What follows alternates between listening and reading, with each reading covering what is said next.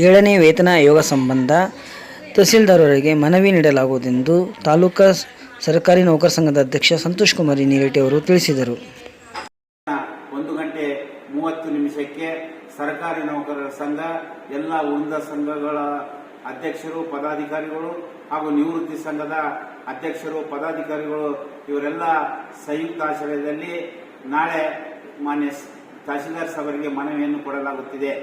ಈ ಒಂದು ಮನವಿಯ ಉದ್ದೇಶ 7ನೇ ವೇತನ ಜಾರಿಗೆಗೊಳಿಸುವುದು, ಹಳೆ ಪಿಂಚಣಿಯನ್ನು ಮರುಜಾರಿಗೆಗೊಳಿಸುವುದು ಹಾಗೂ ಜ್ಯೋತಿ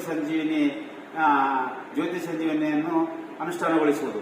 ಬಂಧುಗಳೇ, ಮಾನ್ಯ ಶಾಸಕರ ಈಗಾಗಲೇ ನಾವು ಮಾನ್ಯ ರಾಜ್ಯಾಧ್ಯಕ್ಷರ ಆದೇಶದ ಮೇರೆಗೆ ದಿನಾಂಕ 9/7/2024 ಗುರ್ಮಿಟ್ಕಲ್ದಿಂದ ಸುಮಾರು 100ಕ್ಕೂ ಹೆಚ್ಚು ಸರ್ಕಾರಿ ನೌಕರರು ಹೋಗಿ ಮನವಿಯನ್ನು ಸಲ್ಲಿಸಿರುತ್ತೇವೆ. ಅದೇ ತರಹ ನಾಳೆ ಮಾನ್ಯ ತಹಸೀಲ್ದಾರ್ ಸಾಹೇಬರಿಗೆ ಮನವಿಯನ್ನು ಕೊಡಲಾಗುತ್ತದೆ.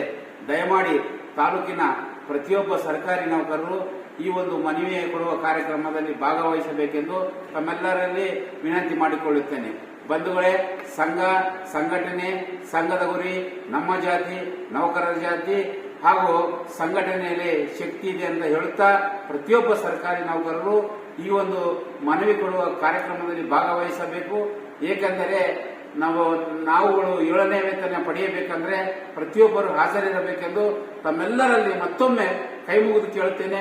ಜೈ ಹಿಂದ್, ಜೈ ಕರ್ನಾಟಕ ಮಾತೆ, ಜೈ ಸರ್ಕಾರಿ ನೌಕರ ಸಂಘ, ಜೈ ಷಡಾಕ್ಷರಿ.